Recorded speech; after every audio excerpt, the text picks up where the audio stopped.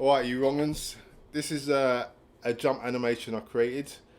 I'm just going to run you through a couple of the key features of the jump that I think is important for animators to try and understand.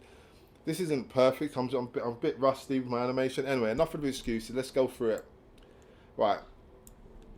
The principles of animation. First of all, you have to remember you've got to have your anticipation.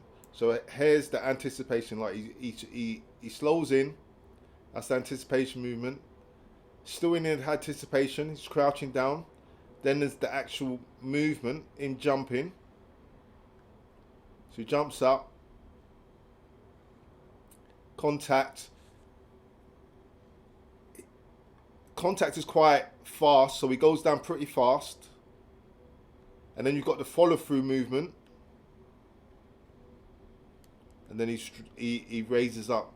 Another thing you have to remember, if you look at the animation, a problem that a lot of animators do is they stop everything. It's like too robotic. So they make everything stop altogether. That's not how it works. If you look at my animation, he doesn't stop all at once. It stops, parts of the body stop at different points. I'll play the animation again. You can look at it.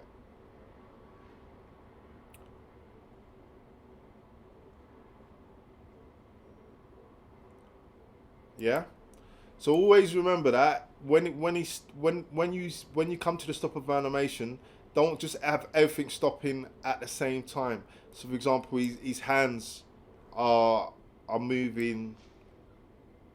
Are kind of the last things that move. His hair again is a secondary animation, and that is one of the last things that stop moving as well.